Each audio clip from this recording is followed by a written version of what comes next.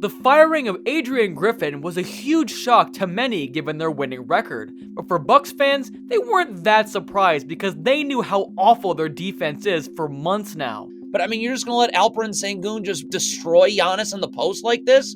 Like, it's just bad coaching. I'm so angry. The Bucks should be better coached. Adrian Griffin's awful. And as soon as that news dropped, the Bucks signed Doc Rivers to a massive $40 million contract to be their next coach, the day after they fired Griffin. But wait, you must be thinking, Doc Rivers? Isn't that the guy who blew a couple of 3-1, 3-2 leads in the playoffs?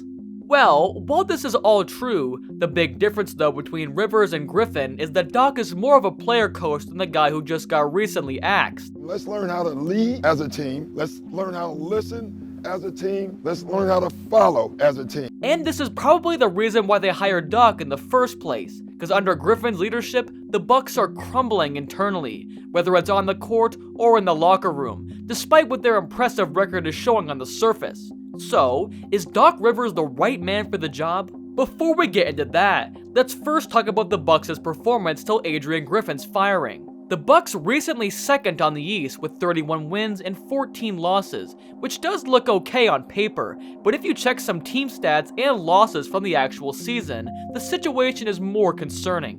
The Bucks was 4th in defensive rating last season, in contrast to their 21st position this season, which is a huge setback. On the other hand, they also went from 15th in offensive rating to 2nd, so half of the results seem good.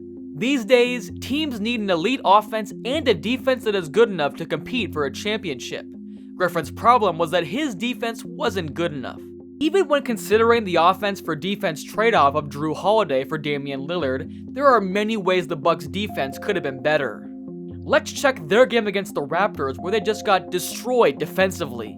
See, Anunoby just got past Portis here. Middleton and Beauchamp could have simply slid in to stop Anunoby, but instead they just ball watch him going all the way to the cup. And the same thing happened here. Schroeder blows by Giannis, and the three goes over here just stand around and do nothing as Schroeder gets a beeline drive for the and one. After they got embarrassed by the rebuilding Raptors, in which they gave up 130 points. There was the confusion during the Bulls game on whether they should foul or not in the last possession of the fourth while they're up by 3. Ultimately, the Bucks chose not to foul, and this leads to Caruso drilling the game-tying 3, and the Bucks eventually fold in overtime. This time around though, Griffin admitted that he was the one to blame for that loss. But even so, this doesn't change the fact that the relationship between him and his players are already deteriorating at this point. And the fact of the matter is that Adrian Griffin never had a voice and never had the locker room from the start of training camp. Griffin had many coaching mistakes and a weak defense under his name, but his biggest fault was the resignation of Terry Stotts when he humiliated Stotts, one of the best basketball minds out there and mentor of Damian Lillard, in front of the whole team by yelling at him as if he was just a kid. But now Griffin is the Bucks' past, and the question is whether Doc Rivers is any better than Griffin. Can he lead the Bucks to a championship, or was picking him a huge mistake? Well, first let's talk about what are the positives bringing a coach as decorated as Doc Rivers on board. Compared to Adrian Griffin, who had 0 head coaching experience, Doc has 24 years worth of head coaching experience under his name. And this is something that the Bucks are looking for after their fallout with Griffin. A tenured coach who knows how to make everyone buy into his system while having command and respect of the entire locker room.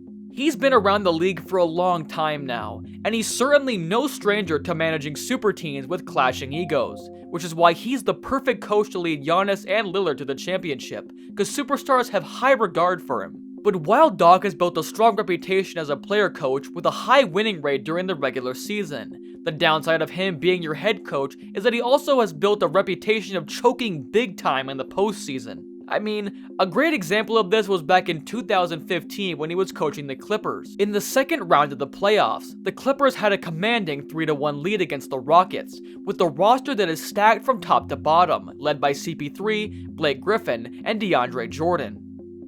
In Game 6, the Clippers were in the perfect position to advance in the Western Conference Finals for the very first time, as they were up by 19 points in the second half. But instead of closing out the series, they allowed the Rockets to storm back by having a 23-2 run to complete a big comeback. The Rockets forced a Game 7 with that win, and in the following game, the Clippers never recovered mentally and blew the series entirely. Fast forward to the 2020 playoffs, and the same thing happened all over again inside the bubble when the revamped Clippers squad led by Kawhi and Paul George infamously blew a 3-1 lead against the Denver Nuggets. After winning Game 4, the Clippers were once again on the brink of making a trip to the Western Conference Finals, after leading by 15 points in the second half of Game 5, and enjoying a 19-point lead with 22 minutes remaining in Game 6. But instead of putting their foot on the pedal, they choked on both games in epic proportions, and in Game 7, the Nuggets just walked through them and took their heart out. Throughout the series, Doc was heavily criticized for his lack of adjustment, and a lot of people were citing this as the main reason for their monumental collapse. First, they kept doubling Jokic despite knowing that he's one of the best passing bigs in the NBA.